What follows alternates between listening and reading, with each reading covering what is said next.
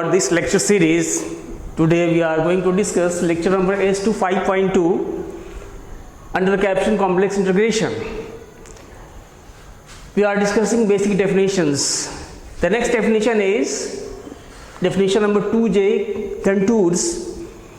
A contour is a continuous chain of a finite number of regular or smooth arcs. We have already defined regular or smooth arcs. If ZT represents an arc L, then arc L is said to be regular or smooth if Z dash T exists and is not equal to 0. So a contour is a continuous chain of a finite number of regular or smooth arcs. Now what is closed contour? The next definition, number K, closed contour. If the contour is closed and does not intersect itself, and it is piecewise smooth curve, then it is called a closed contour. We have already discussed piecewise smooth curve.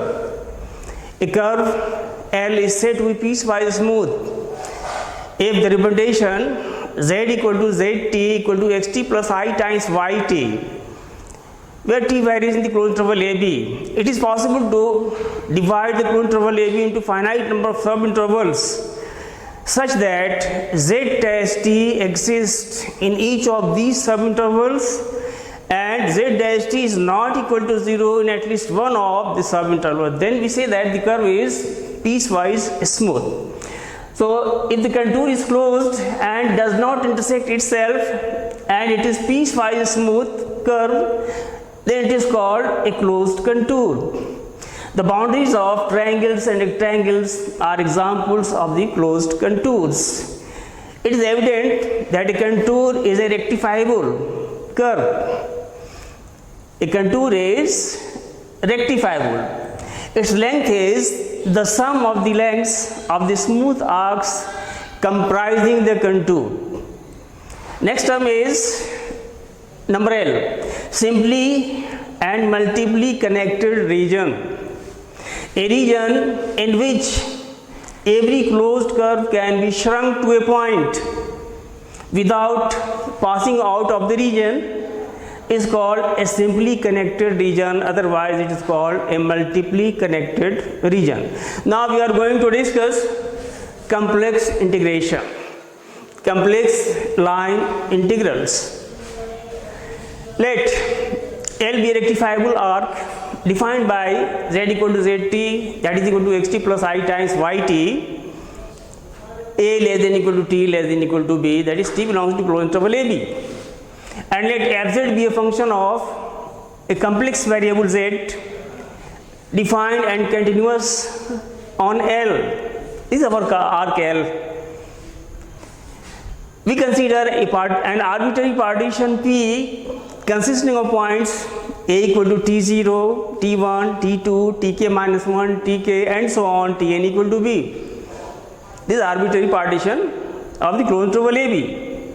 And form the sum Sp equal to Z1 minus Z0 Fxi1 plus Z2 minus Z1 Fxi2 and so on, plus Zk minus Zk minus 1 Fxik and so on, plus Zn minus Zn minus 1 Fxin. So these are the points on this arc L. Points are A equal to 0. Actually Z0 means Z at T0. We have already defined Zk equal to Ztk. So Z0 will be Zt0. That is value of Z corresponding to the point T0. So these are the points Z0, Z1, Z2. This is the general point Zk minus 1, Zk. And this is the last point Zn, which is equal to B. So we form the sum in the form Z1 minus Z0 Fxi1. These two indices are same. If it is z1 minus z0, its suffix will be 1, fxi1. If it is z2 minus z1, its suffix will be 2, and so on. Or sp equal to sigma zk minus 1 fxik, suppose number 1, where zk equal to ztk. Now what is xik? This is a point on the arc joining the point zk minus 1 zk. Xik equal to z alpha k, where alpha k is a point lying in this subinterval tk minus 1 tk. Thus, to form the sum SP, we choose an arbitrary point xik on each arc joining the points zk minus 1 and zk k equal to 1 2 up to n, and add the terms in the form zk minus 1 fxik, where k equal to 1 to up to n. Convenience, we write delta zk equal to zk minus 1.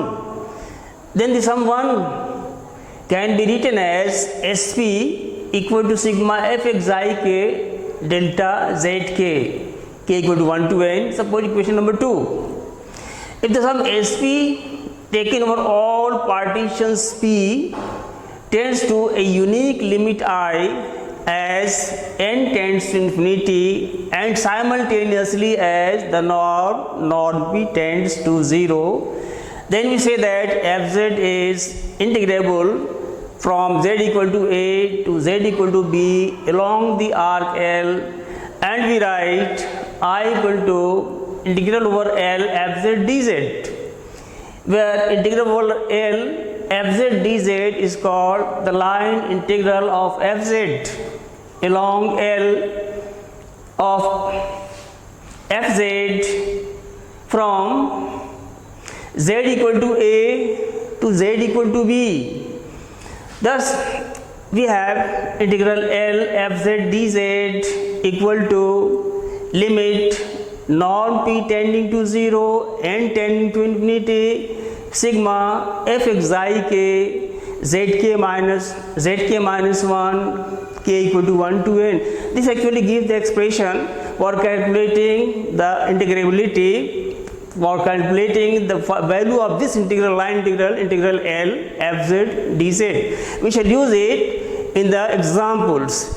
So next we shall discuss example in the next part, and we shall discuss further theorems in that part also. Okay, thank you very much.